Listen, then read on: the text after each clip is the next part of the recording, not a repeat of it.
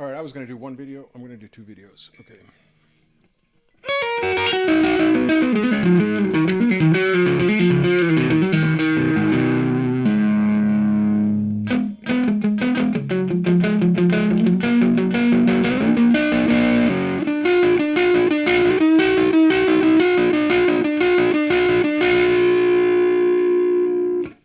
This is the Monoprice 15-watt tube amp.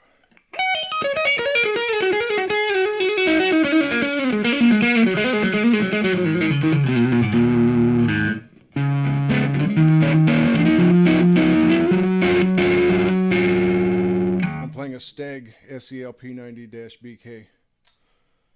It's basically a Paul shape, but it's thin and light compared to a Paul. It's got P90s. Love the P90. You know, I don't know if you've been following this station, but this channel, as it were, but the P90 to me is like a super single coil. It's got more so-called spank and chug and all that.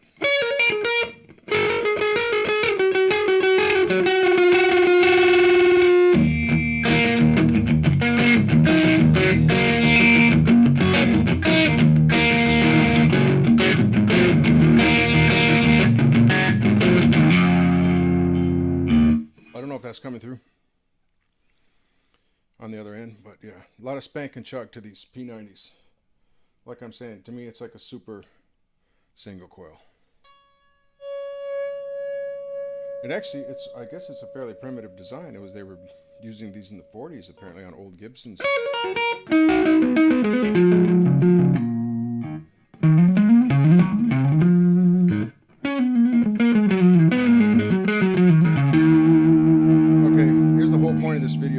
Besides me noodling around saying the occasional thing.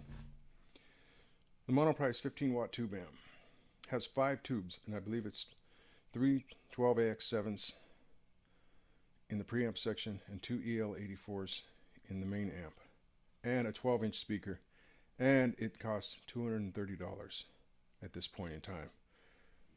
And you know, there are plenty of solid state amps out there you could get cheaper.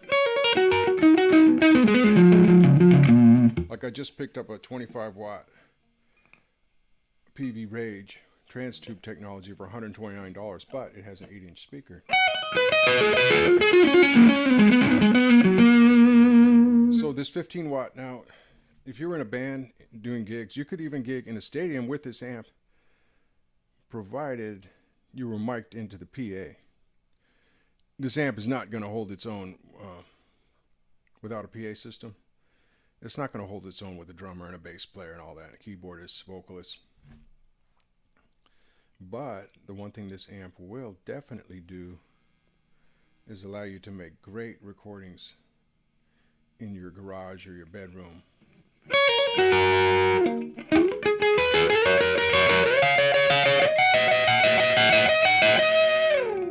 It'll allow you to make some great recordings in your home recording studio, and it's a great practice amp. The reverb reports are, I haven't even checked it out because I don't use the reverb.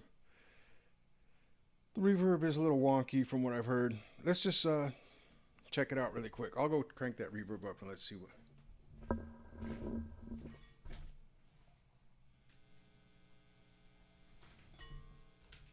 Okay, so I've never even tried this. I've got the reverb at 8 now.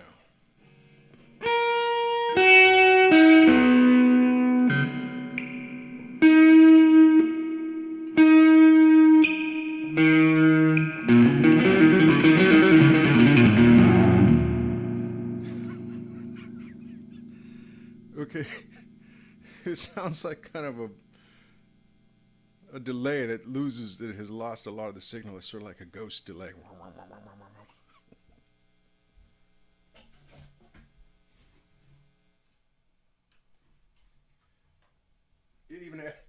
The reverb even adds buzz into the signal.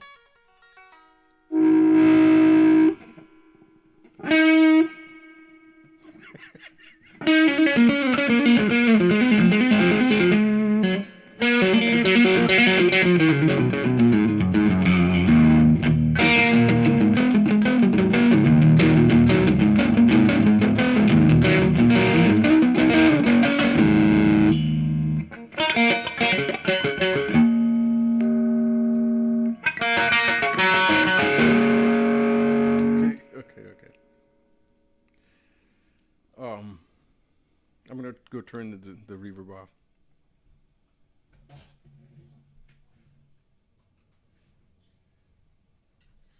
Okay, the word is that somehow the speaker vibration is impacting on the spring of the reverb unit, and you can fix it. There's a video on YouTube around here somewhere that explains how to fix that.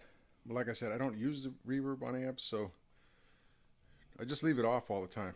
Now, if you wanted to, assuming that they haven't changed anything since the time I bought this amp, and that this is the same way it was for other people, making a lot of assumptions here, but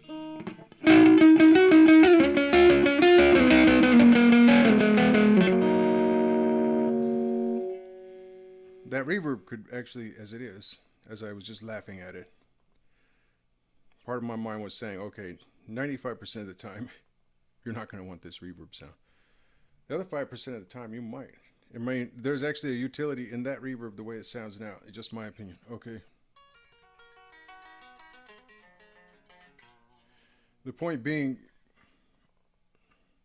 I've read reviews saying that this amplifier could be worth 3 or 4 times what they're charging, the $230. And myself, I don't know. I think it could definitely sell for more than it is selling for. So if you're a big reverb fan, why not? And you want the sound of a tube amp, a genuine tube amp with pretty, I mean, there's 5 tubes in here and a 12-inch speaker. That's going to give you a pretty big sound, for your home recordings. So why not just get this thing for $230 and then go buy a reverb pedal or use reverb internally on in your computer host,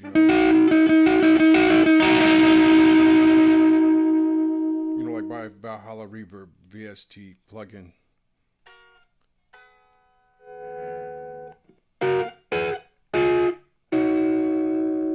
Yeah, buy a Valhalla.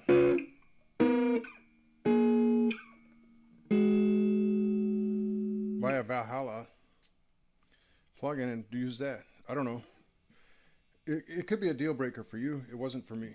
The point is, this thing just has a lot of really excellent body and chime. Great amp. So, as I was saying, part of me keeps wanting to replace it with trans tube or whatever.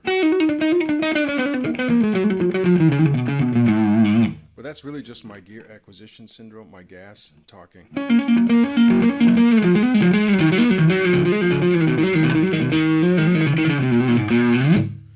Because I could pretty much just ride the sound of this thing as far as it would take me. And I wouldn't even need another amp. But there's that gear acquisitioning part that just wants to listen to other amps and try out other amps and stuff. And then there's that part of me that kind of believes that at this point solid state is going to be more reliable in the long run. But right now this amp is working fine. So that might be some bridge I'll have to cross in the future. To back this up, I don't have that PV Bandit. I don't even know if I'm ever going to get that PV Bandit. It's kind of expensive. I do have some of the less expensive PV trans tube, but they don't have a 12-inch speaker like this Monoprice. Now there is also a Monoprice solid state. I just don't think it's going to sound as good as a PV trans tube. And I've used it actually in a bunch of demos here. It's a 40 watt and it's only $100. It has a 10-inch speaker.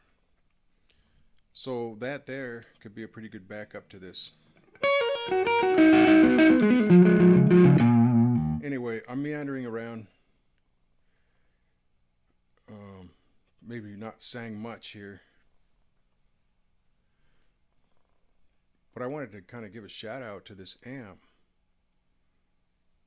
So as to say, this is one great freaking amp. This Monoprice 15 watt, 5 tubes, 12-inch speaker.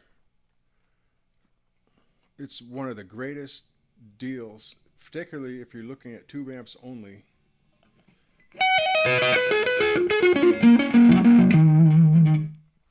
It's one of the greatest amps that nobody knows about.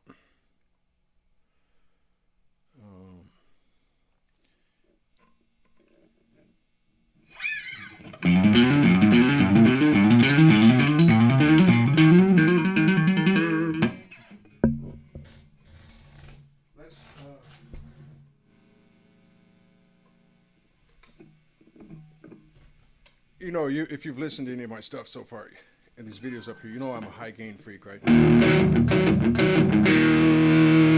So that's the gain at 10.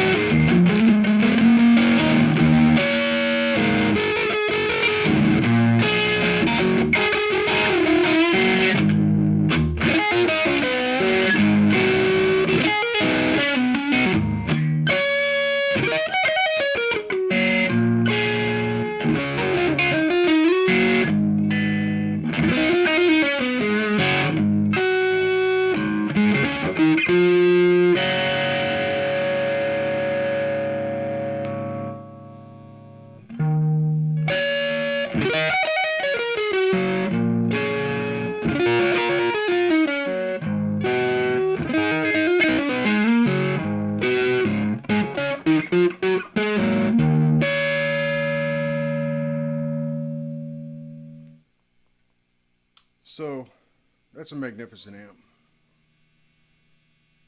I was doing this other video and I started talking about this amp, and then I thought I can't combine these two videos. I got to do a video, at least one video about this amp, and just tell everybody what a great deal it is. All right.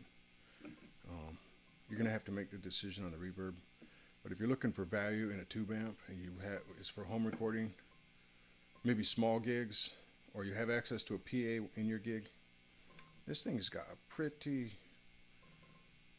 sweet sound there, and it's kind of gnarly too, right?